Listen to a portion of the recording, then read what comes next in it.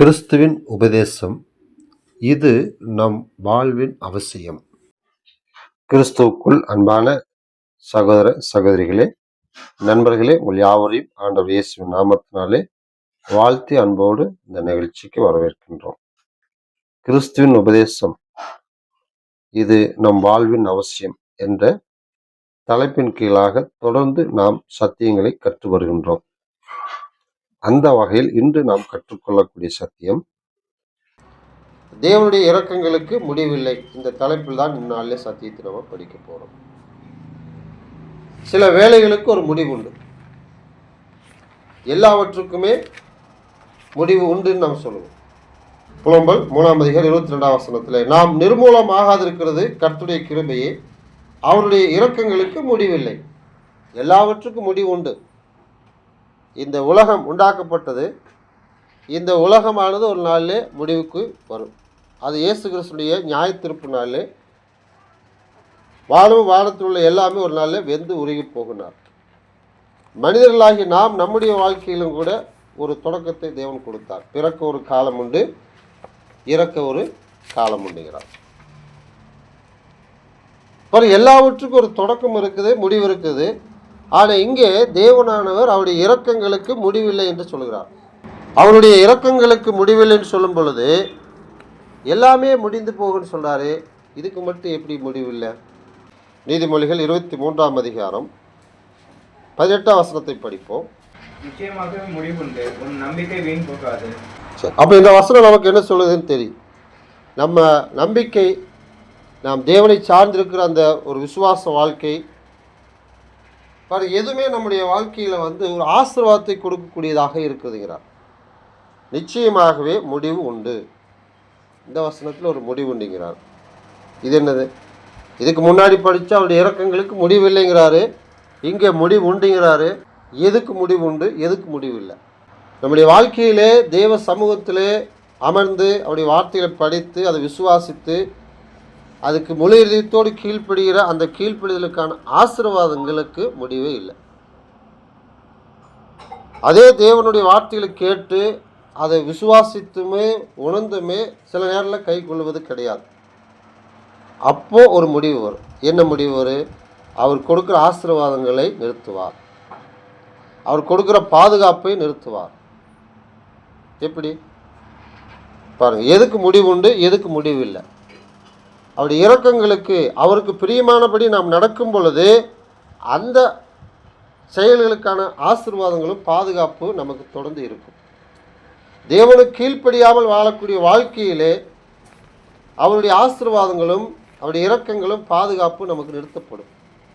சரி, சில வசனங்களை படிக்கும்போது புரியும். யோவான் எழுதின சுவிசேஷம் 15 அதிகாரத்தில் இங்கே சில விஷயங்களுக்கு தேவன் முடிவு உண்டுகிறாரு, சில விஷயங்களுக்கு முடிவு இல்லைங்கிறார்.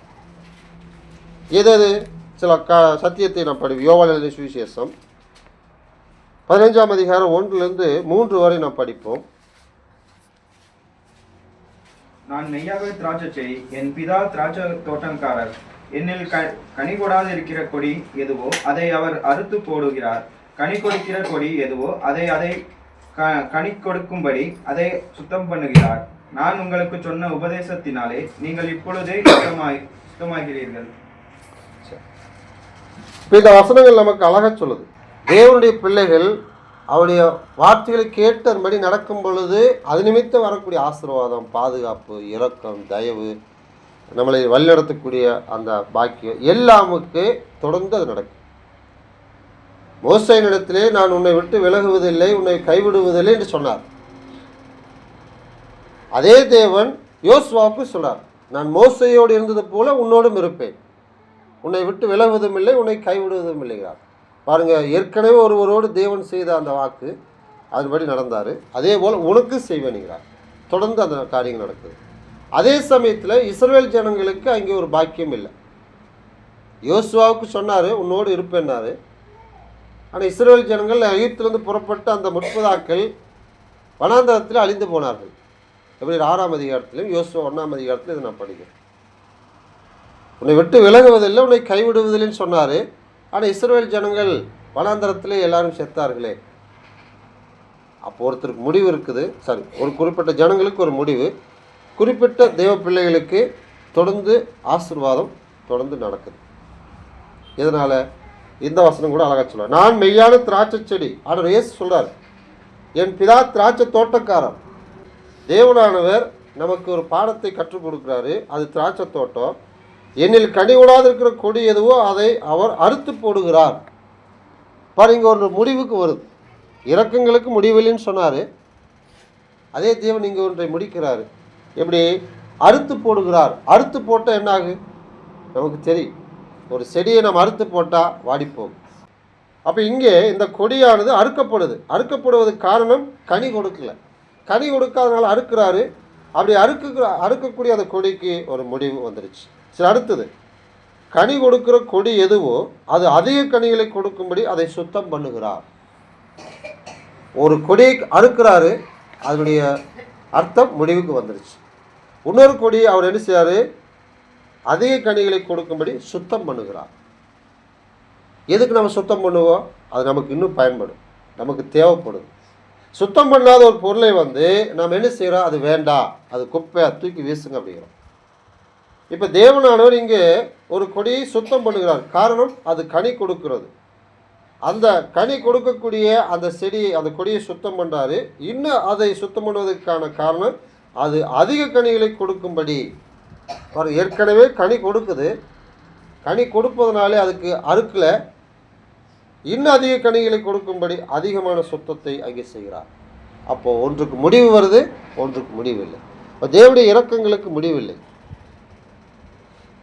எல்லாவற்றுக்கும் ஒரு முடிவு உண்டு. நீதிமொழியில் படித்தோம், உன் நம்பிக்கை வீண் போகாது. அந்த 2வது வார்த்தை, நம்முடைய நம்பிக்கை வீண் போகாது. ஐயோ, எல்லாம் முடிஞ்சிருமா? நம்முடைய வாழ்க்கை முடிஞ்சிருமா? நம்முடைய வேலை முடிஞ்சிருமா? நம்ம எதிர்கால திட்டம் எல்லாமே முடிஞ்சிருமா? தேவனுக்கு சித்தம் இருந்தால் தொடர்ந்து நடக்கும், இல்லைன்னா அது முடிஞ்சிடும். தேவனுக்கு பிரியமானபடி இங்கே கனிகளை கொடுக்கக்கூடிய அந்த கொடிக்கு அதிக கனிகளை கொடுக்கும்படி அவர் என்ன செய்யார்னா சுத்தம் பண்ணுகிறார். சரி, கனி கொடுக்காத அந்த கொடியை அறுத்து போட்டார். அறுத்து போட்ட கொடி என்ன ஆகுது? இப்போ பாருங்க, வசனம் 6ஆம் வசனத்தை நாம் படிப்போம். ஒருவன் என்னை நிலைத்திராவிட்டால் வெளியே எரியுண்ட கொடியை போலும், அவன் எரியுண்ட உலர்ந்து போவான். அப்படிப்பட்டவைகளை சேர்த்து அக்கினியிலே போடுகிறார்கள், அவைகள் எரிந்து போகுமே. சரி, அவைகள் எரிந்து போகும். எது? அறுக்கப்பட்ட அந்த கொடிகள். தேவ சத்தியத்தை ஏற்றுக்கொள்ளல. வசனம் 3, நான் உங்களுக்கு சொன்ன உபதேசத்தினாலே நீங்கள் இப்பொழுது சுத்தமாக இருக்கிறீர்கள். சுத்தம் பண்ணுவதனால் நம்மளை கழுவி சுத்தப்படுத்துவதல்ல. வசனத்தை கேட்டு சத்தியத்தை, உபதேசத்தை கேட்குறோம். உபதேசமானது என்ன சொல்கிறதோ அதன்படி செய்கிறோம். மற்ற 7 இயேசு என்ன சொல்றாரு? நான் சொல்லி இந்த வார்த்தைகளை கேட்டு இவைகளின்படி செய்கிறவன் புத்தி உள்ளவன். அதே இன்னொரு மனுஷன், நான் சொல்லி இந்த வார்த்தைகளை கேட்டும் இவைகளின்படி செய்யாதவன் புத்தி இல்லாதவன். புத்தி உள்ளவன், புத்தி இல்லாதவன். புத்தி உள்ளவன் என்ன செய்கிறான்? கேட்டு அதன்படி செய்கிறான். புத்தி இல்லாதவன் கேட்குறான், செய்கிறது கிடையாது. இப்போ உபதேசமானது, இயேசுவோடைய சத்தியமானது என்னங்கிறத நம்ம கேட்குறோம். கேட்டு அந்த சத்தியத்தின்படி செய்யும் பொழுது நம்ம சுத்தமாக இருக்கிறோம். சுத்தமாக இருக்கும் பொழுது தேவன் விரும்புகிற கனிகளை கொடுப்போம். அப்படி கனிகளை கொடுக்கும் பொழுது இன்னும் அதிகமான ஒரு வாய்ப்பு இன்னும் தருவார். நான் எதிர்பார்த்த மாதிரி இந்த கனிகள் இந்த செடியிலேருந்து கொடியிலேருந்து வருது, இது இன்னும் அதிகமாக வாழணும், இன்னும் அதிக ஆண்டுகள் எனக்கு கனி கொடுக்கணும். அதனால் இதை தொடர்ந்து என்ன செய்கிறாரு? பராமரிக்கிறார். பாருங்கள், அவருடைய பராமரிப்பு தொடர்ந்து வரும். அப்போ எப்போ நமக்கு அது கிடைக்குது? நாம் அவர் விரும்புகிறபடி நடக்கும் பொழுது. சரி, விரும்பாத பொழுது, அந்த வசனத்தின்படி நடக்காத பொழுது, என்னில் நிலைத்திராவிட்டால், இங்கே நிலைத்திராத மனுஷன் சொல், நிலைத்திராவிட்டால் ஒரு எச்சரிப்பும் நமக்கு ஒரு உற்சாகத்தையும் கொடுக்குறாரு. நீங்கள் ஒரு வேளை நான் சொன்ன சத்தியத்தை கேட்டு அதன்படி கைக்குள்ளாமல் போயிட்டீங்கன்னா, நீங்கள் வெளியே எரி உண்ட கொடியைப் போல எரி உண்டு உலர்ந்து போவீர்கள். வெட்டப்படாத ஒரு செடியை நம்ம வீச மாட்டோம். இது கனி கொடுக்கல, வசனம் 2, அதை வெட்டப்பட்டது.